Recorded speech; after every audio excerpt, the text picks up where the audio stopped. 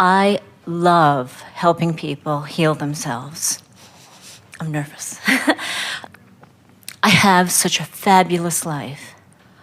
I have had different expressions of helping people heal themselves as a nurse in a private practice recently, and now Source Energy gave me this inspiration and idea that went so fast that all these doors are opening around me, and I'm having so much fun with it. But I have this thing that I do that I don't know that I want to take with me because I feel like it doesn't vibrate of the same energy. When I'm with people who don't know me, or when I'm doing things that isn't about healing, I get really insecure. Sorry. Well, you are noticing the difference between being in your power and then not being in your power. In other words, insecurity is the opposite of being in full connection with who you are. The problem is I'm such a powerful creator.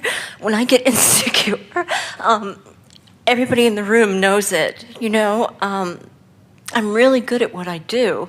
And when I vibrate in insecurity, I create situations. I'll think about victimhood, and the next thing I know, this woman comes out of nowhere, and she's sitting on my boyfriend's lap, and I'm like, well, how did this happen? And I don't want to do that anymore. When you focused there, and it sort of sucked the life out of you for a moment, and you began to cry a little bit, the first thing you said is, sorry. And we don't want you to be sorry for a feeling of insecurity. We want you to be happy that you're aware of a feeling of insecurity and that you are, in this moment, quantifying your journey. And so you want to stop and say, hey, my guidance system is working so well, and this thought, this blasted practiced thought that I've been practicing for so long, it comes over me naturally and it doesn't serve me. Now I can feel that it's not serving me. Is there a thought that I could find that feels better?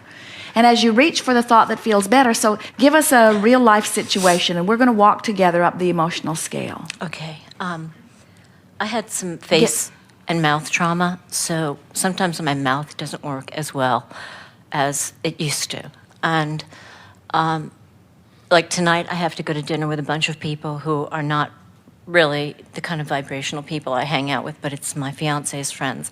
And I will... So you're saying to us, and this is what you meant earlier, when I hang around with people who I know are allowers, I don't have to be perfect. Yeah. But when I hang around people who are not allowers, then I need to be perfect, or what? They'll, whisper to each other. They won't like me. Right. And we say, and? Because what you're saying is, for whatever reason, they're disconnected enough, and they're using me as their reason to disconnect themselves further. And as a teacher, I don't want to be that catalyst. That's not what you're saying. You're saying, and I don't like the way that feels. And we say, you don't like the way that it feels to have somebody be disconnected, focus on you, and cause you to be disconnected. That's why you're calling it insecure. You're saying, I need them to like me, and if they like me, then it's easier for me to like me. But if they don't like me, I'm not sure I can like me in the face of them not liking me. And we say, you got to practice that a while. Because most of you have taken on yourself the way others feel about you. And the way others feel about you, that's really sort of a sad state of affairs, because first of all, they're fickle. And next, they're not focusing on you all that much. And next, even those who really mean to focus on you have their own selfish lives to focus on. And so it's your relationship with Source that you're wanting to establish. You don't want to establish a relationship with Source through someone else who's loving you, because that is a tentative connection. You want to establish your relationship with Source through the practice of your own mind, so much so that you are able to feel confident no matter what.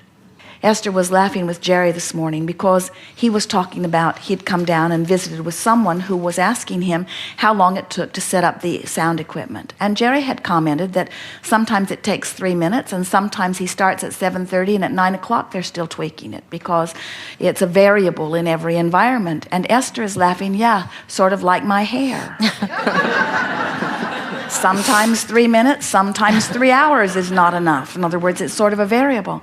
And then she was laughing about how someone can make a comment, a well-meaning comment about her hair. And then the next time Esther is really combing her hair, she can't get those comments out of her head. And she's thinking, why do I care what somebody else thinks? And we say, because you've trained yourself to care what somebody else thinks. And we're working every day to help you train it out of yourself to care what somebody else thinks, because they have nothing to do between the vibrational relativity between where you are and where your source is.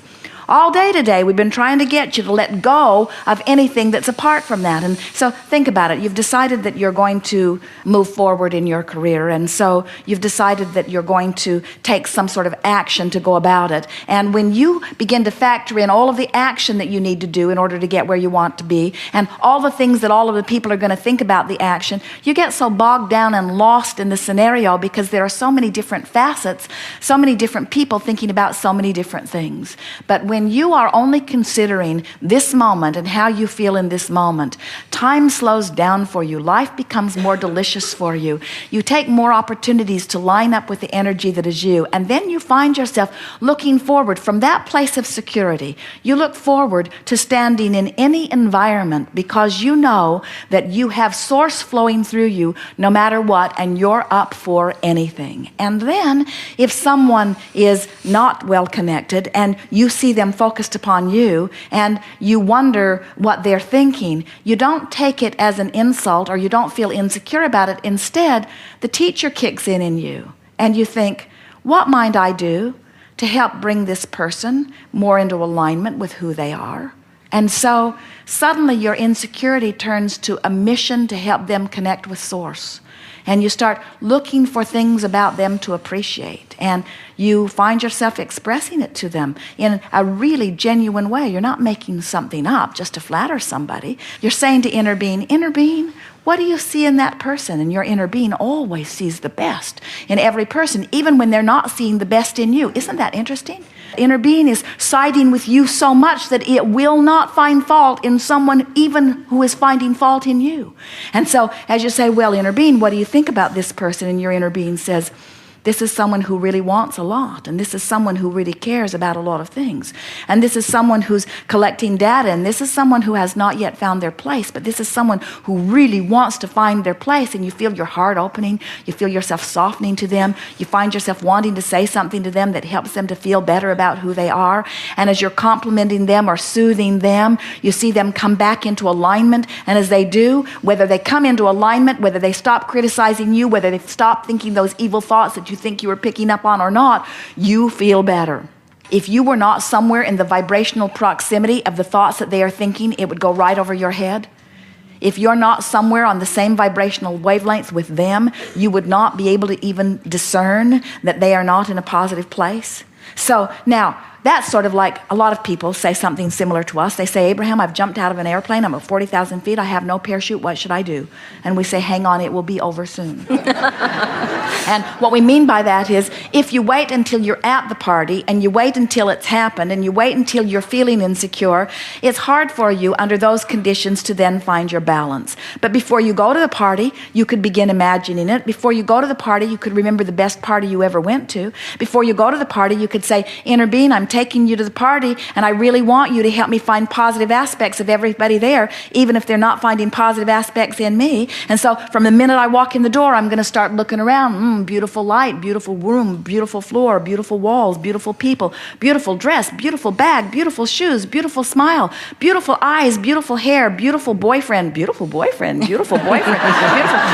And as you find vibrational alignment with who you are by looking for things that you appreciate, this party will reveal the best of itself to you. And the people there that are up to speed with that will gravitate to you. Those vibrational islands, you'll find yourself surrounded by good-feeling people. And you see what's happening to you. You've tasted this. This is who you really are. You've come back into vibrational alignment with who you are. And you can't bear it when you don't feel good about who you are. And it's always logical that when you go into a crowd of people who are dressed up, who are feeling secure or insecure, but when there are more people around, it's more likely that whatever they're vibrating might cause an activation of something within you if it's sort of active and on the verge. So when you walk in at this point in your life, it's sort of a crapshoot. It could go either way. Somebody really loving could draw that out of you. Somebody really conniving could draw that out of you. Somebody really critical could draw that out of you. And we think what's bothering you is that you want control of you.